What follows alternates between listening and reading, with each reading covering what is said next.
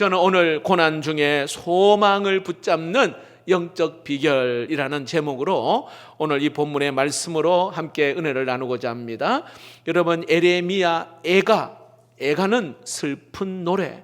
에레미야가 이스라엘 백성들, 특히 유다 땅을 바라보면서 바벨론에 의해서 멸망을 당했잖아요. 포로로 끌려갑니다. 많은 사람이 죽임을 당하는 그러한 상황 가운데 그들이 생명처럼 여겼던 성전이 불타버리고 극심한 그러한 고통 가운데 있는 그러한 상황 가운데에 그 비통한 마음으로 하나님 앞에 눈물을 흘리며 그리고 노래했던 게 바로 에레미야 애가. 에레미야가 슬픈 노래가 바로 에레미야 애가입니다. 그런데 더 괴로운 것은 바로 이 비참한 가운데에 하나님의 말씀을 전해야 한다는 것이 에레미야에게는 굉장히 어려운 일이에요. 아무리 말씀을 전해도 그들은 돌이킬 생각이 전혀 없었잖아요. 그런 가운데에 하나님의 그 심판하는 것을 보면서 애통해하고 눈물을 흘리는 에레미야의 그 모습을 오늘 성경은 이야기합니다. 여러분, 에레미야에가는 총 5장으로 되어 있는데 정중앙에 있는 오늘 이 3장이 새로운 그러한 전환점을 이루는 장이 3장입니다. 자, 1절에는 이렇게 시작합니다. 여호와의 분노의 매로 말미암아 고난당한 자는 누구라고요? 나로다.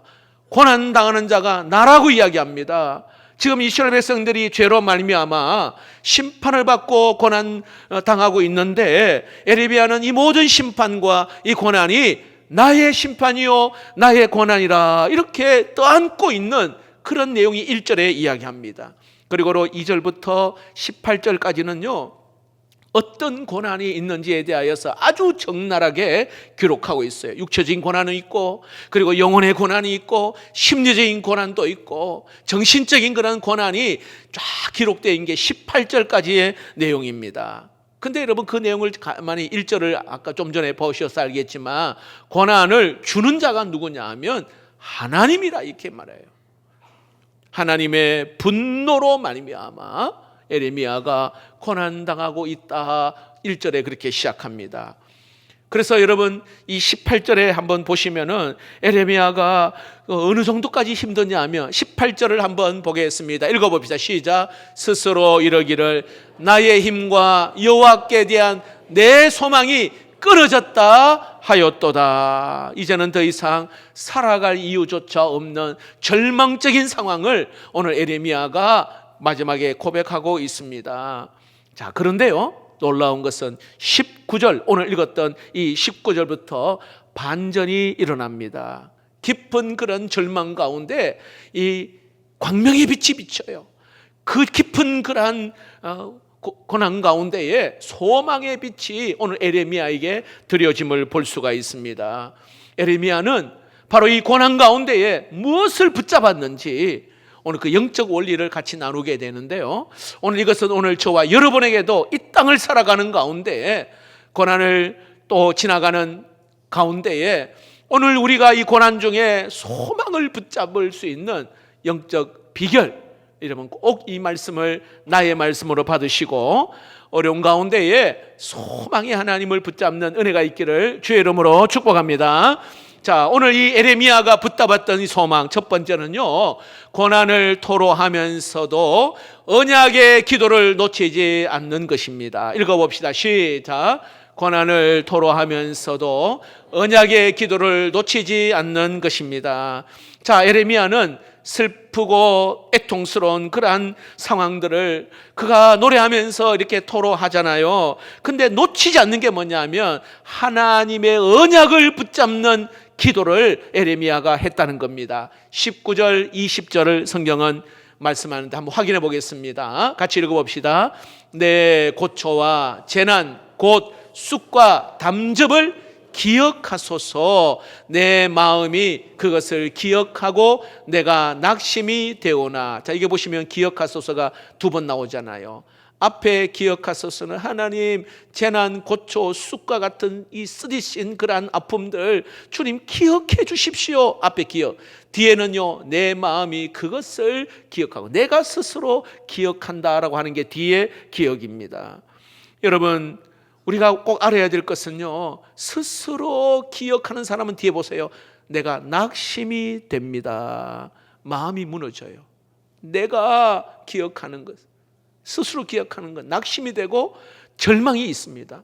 그러나 하나님의 기억하심은 인간의 기억과는 전혀 다른 거예요. 왜냐하면 하나님의 기억하심은 거기에는 언약을 기초로 하고 하나님의 말씀을 기초로 하는 것이기 때문에 여기에서는 소망이 있게 되는 줄로 믿습니다. 자, 한 예를 들어 볼까요? 창세기의 말씀에 이런 말씀이 있어요. 8장 1절에 하나님이 노아와 그와 함께 방주에 있는 모든 들짐승과 가축을 기억하사 하나님이 바람을 땅 위에 불게 하심에 물이 줄어들었고, 자, 여기에 기억하심이 뭘까요?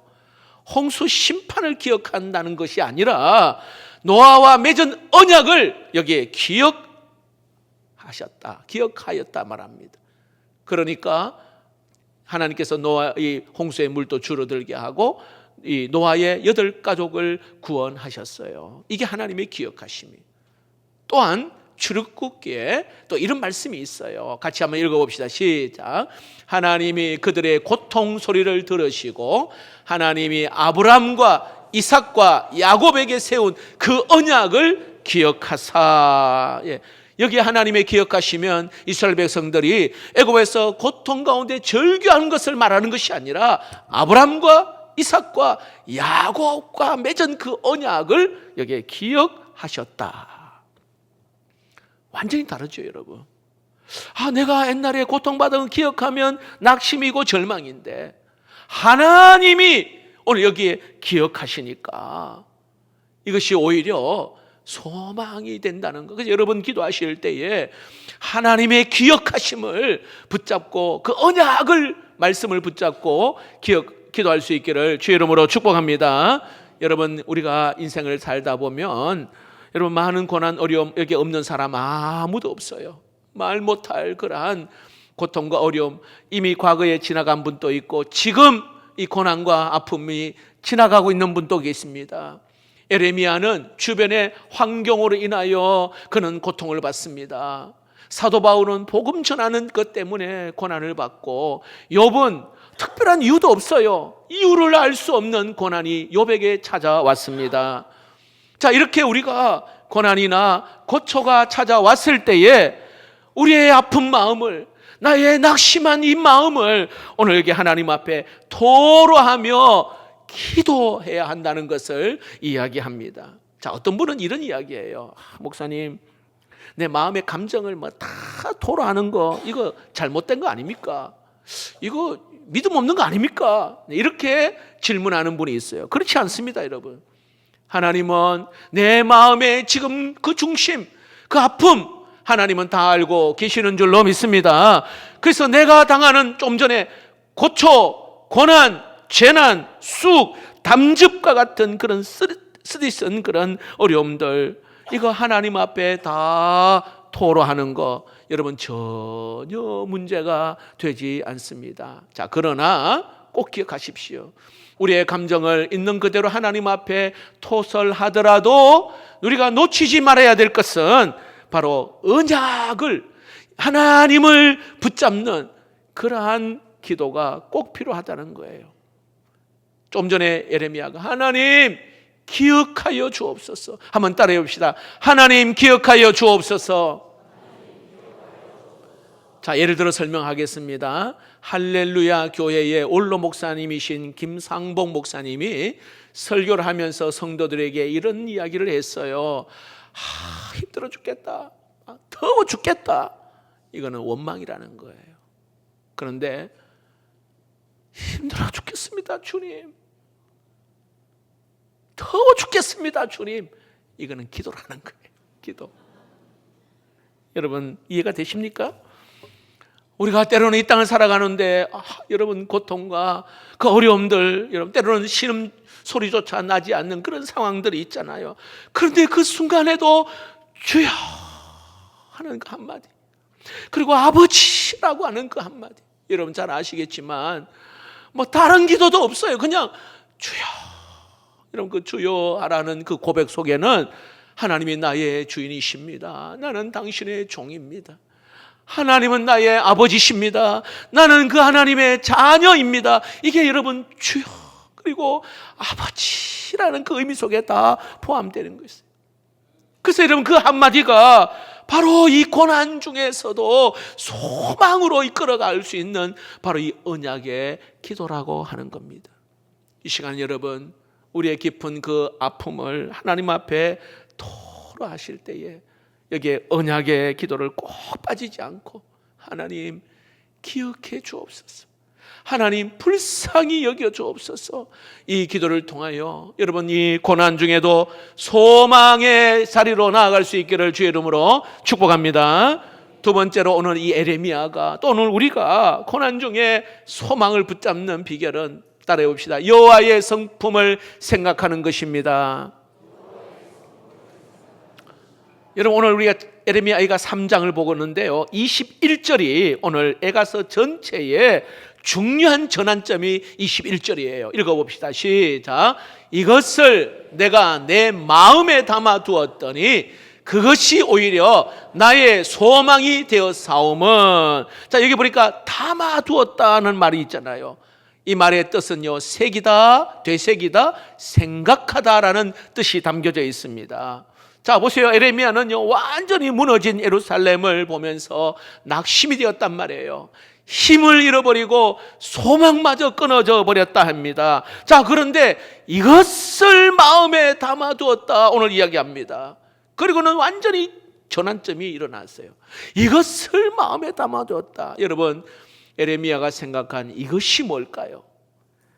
여러분 이것은요, 하나님의 인자 긍휼하심에 대한 하나님의 성품이에요. 자, 22절, 23절을 확인해 보겠습니다. 읽어봅시다. 시작. 여호와의 인자와 긍휼이 무궁하심으로 우리가 진멸되지 아니함이니이다. 이것들이 아침마다 새로우니 주의 성실하심이 크시도소이다. 이 찬양곡도 있거든요. 근데 이 의미를 알고 찬양하면 굉장한 은혜가 돼요. 지금 에레미야가 하나님의 인자, 긍휼하심이 무궁하시다는 여호와의 그 성품을 마음에 담아두기 시작하는 거예요. 자, 다시 한번 여기 보십시오. 인자는요, 히브리 말로 헤세드, 하나님의 영원한 사랑, 이 뜻입니다. 인자. 그리고 긍휼이라고 하는 것은 라하임이라고 하는 그 히브리 말인데요, 엄마의 자궁이라는 의미를 갖고 있어요. 여러분 자녀를 향한 그 어미의 모성애 굉장하잖아요. 바로 이 긍휼이 바로 그거예요. 근데 이것이 무궁하다 이야기합니다. 그리고 그 다음 보시면은요, 이렇게 이것들이 아침마다 새롭다. 여러분 이게 얼마나 귀한 말씀인지 몰라요. 내가 잘못했다고 해서 인자와 긍휼이 탁 끊어지는 게 아니에요. 야, 네 큰 잘못을 했으니 이제 국물도 없어.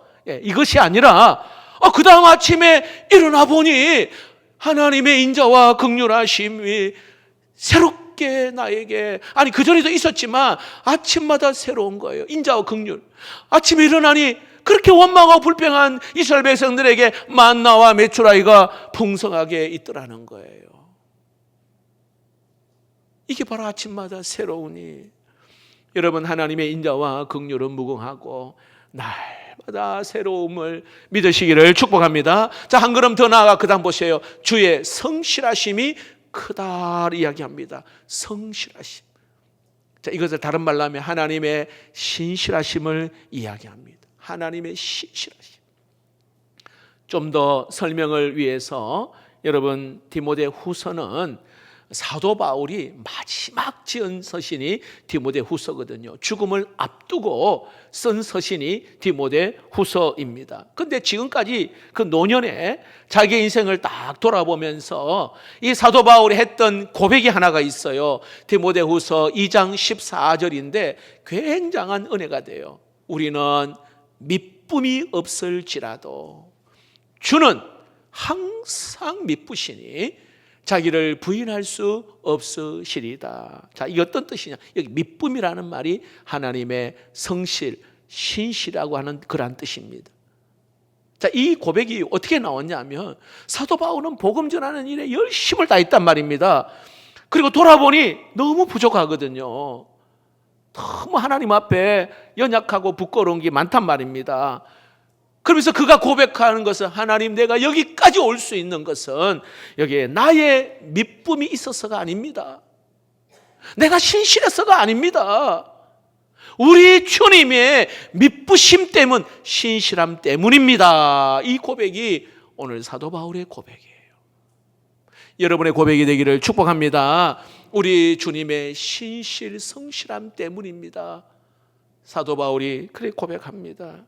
여러분 기억하십시오. 오늘 우리가 그 고난 중에 그 소망을 우리가 붙들 수 있는 게 뭐냐 하면 바로 여호와의 성품, 하나님의 인자, 긍휼하심이 무궁하시고 그것이 아침마다 새롭고 그리고 성실하심이 크십니다. 이 하나님의 성품을 생각하니 이 고난 중에서도 우리가 소망을 붙잡을 수 있게 되는 겁니다. 특별히 여러분 하나님의 성품 가운데 우리 1:1을 하신 분들은 그 하나님의 그 성품 가운데 비공유적 성품이 있어요. 공유가 안 된다는 게 비공유적 성품, 신학적 용어인데요. 하나님만 가지고 계시는 성품. 하나님은 전능하십니다. 하나님의 성품. 하나님은 전지하십니다. 하나님은 다 알고 계신다. 하나님은 변함이 없으십니다. 불변하시는 하나님. 하나님은 어디든지 계십니다. 무소부재하신 하나님. 이 하나님의 성품이 거기에 나오는데요. 여러분 하나님의 성품을 내가 알게 되어지면은요 얼마나 우리가 막 용기가 나고 막 힘이 나는지 몰라. 왜냐하면 하나님 다 알고 계신데요. 하나님은 능력이 있대요. 하나님은 어디든지 다 계신대요. 그러니까 이 하나님의 성품, 오늘 에레미야도 여호와의 인자, 긍휼, 이 성품을 다 붙잡고 그가 이 고난 가운데에 벌떡 일어서서 갈 수 있게 된 것입니다. 여러분 축복합니다. 여러분 하나님의 성품을 붙잡고 나아갈 때에 그 어려움 중에도 참된 소망으로 나아가는 은혜가 있기를 주의 이름으로 축복합니다. 마지막으로 오늘 에레미야가 또 우리가 소망 중에 오늘 여기에 소망을 붙잡을, 고난 중에 소망을 붙잡는 비결 세 번째입니다. 같이 한번 힘차게 읽어봅시다. 시작. 바라고 기다리는 것입니다. 여러분 에레미야가 하나님의 그 성품을 마음에 깊이 담아두고는 여기에 여호와는 나의 기업임을 그가 고백합니다. 24절, 25절, 26절 같이 읽어봅시다. 시작. 내 심령에 이르기를 여호와는 나의 기업이시니 그러므로 내가 그를 바라리라 하도다. 기다리는 자들에게나 구하는 영혼들에게 여호와는 선하시도다. 사람이 여호와의 구원을 바라고 잠잠히 기다림이 좋도다. 자, 여기에 짧은 세 구절 가운데에 바라다, 기다리다 이렇게 두 번이나 반복해서 여기에 나옵니다. 자, 여러분 이게 바라다 하고 기다리다라고 하는 것은 의미는 다르지만 굉장히 밀접한 관계가 있는 동사입니다. 바라다라고 하는 것은 여러분 어떤 의미냐면 확신 가운데에 이 소망함으로 바라보는 것, 이게 바라다. 기다리다는 것은요 인내를 가지고 끝까지 참는 것, 이게 기다림입니다. 자, 이걸 다시 한번 연결해 볼까요? 내가 확신 가운데에 오늘 소망하는 것을 바라보다 보니 오늘 이게 인내하고 참으며 기다리게 된다. 이게 연결되는 내용입니다. 자, 그렇다면 여러분 오늘 이 에레미야가 여기에 소망 가운데 바라보고 끝까지 인내하고 기다렸던 게 뭘까요? 좀 전에 24절 제일 위에 보세요. 여호와는 나의 기업이십니다. 이거예요. 여호와가 나의 기업이십니다. 자, 이렇게 이야기하면 막 아마 이게 무슨 뜻인지 이렇게 와닿지 않을 텐데 우리 성경 민수기 18장 20절 말씀에 이런 말씀이 있어요. 여호와께서 또 아론에게 이르시되 너는 이스라엘 자손 땅에 기업도 없겠고 그들 중에 아무 분깃도 없을 것이나 이스라엘 자손의 내 분깃이요 내 기업이니라. 자, 민수기 18장에 막 다른 지파들에게는요 여기에 기업을 주었고 땅도 주었어요. 분깃을 다 주었어요. 민수기 18장의 내용에 보면.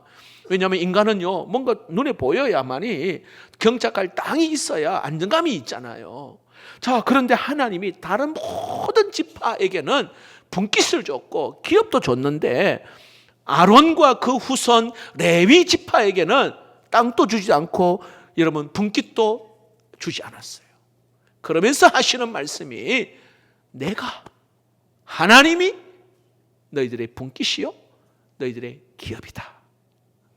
이렇게 고백하는 이 말은요 하나님이 땅의 모든 것들의 주인이시고 하나님이 소망이다. 이런 의미가 여기에 담겨져 있습니다. 바꾸어 말하면 따라해 봅시다. 하나님이 나의 전부입니다.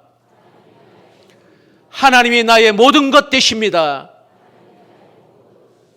이 고백이에요. 이 고백.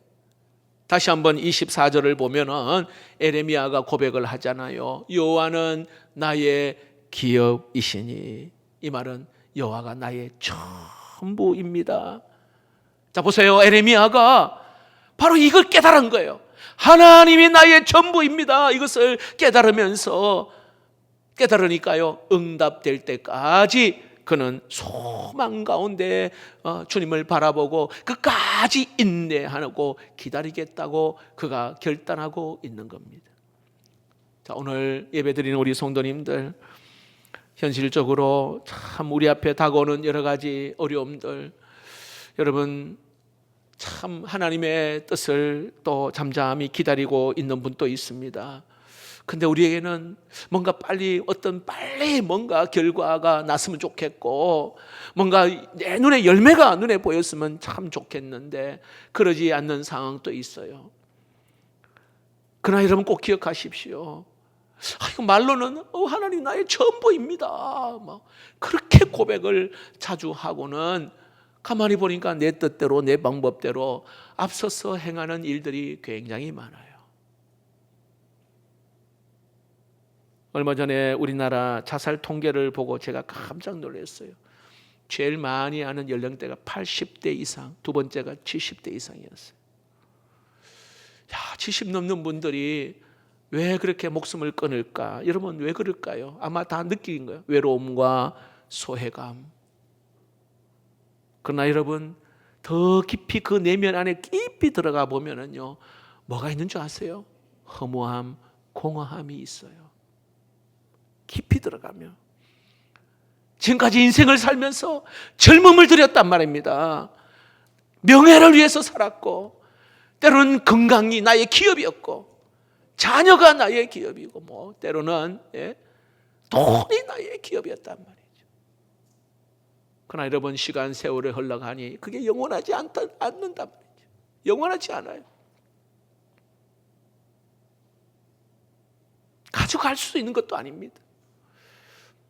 제가 지난주에 꼬꼬무라고 하는 그 프로그램을 보는데 거기에 누가 나오냐 하면 오래전에 한 30년 전에 지금도 사형 선고받아서 감옥에 있는데 박한성이라고 하는 그 부모를 막 100몇 번 찔러서 죽인 패로는 아마 어르신 오래되신 분 다 기억할 거예요. 그런데 그때 그 사건이 일어나서 무슨 운동이 일어났냐 하면은 자녀들에게 유산 물려주지 말자. 그러니까 이 아들이 부모 재산 때문에 비참하게 죽였단 말이죠. 형사들이 놀랄 정도예요. 어떻게 이럴 수가 있느냐는 불태워 죽이고 흔적을 남기지 않으려고. 여러분 인생을 오래 살다 보니 외로움도 있고 고독도 있어요. 그러나 무엇보다도 허망함, 허전함, 허무함. 왜? 진짜 기업이 무엇인지를 못 붙들지 안 해서 그렇거든요. 그것이 나의 기업인 줄 알고 결국에는 인생을 그냥 허무하게 끝나는 거예요. 여러분, 만약에 하나님이 나의 기업임을 내가 믿고 하나님이 나의 전부이심을 만약에 고백하며 그 하나님을 바라보고 기다린다면 여러분 어떠할까요? 우리의 육체는 물론 후패해집니다. 늙습니다. 그러나 시간이 가면 갈수록 하나님이 나의 전부가 되십니다. 그럴 때 여러분, 우리는 하나님 앞에 막힘없이 만나게 될 줄로 믿습니다. 하나님 가까이 더 가까이 주님의 은혜 안에 우리가 거하게 되는 것입니다.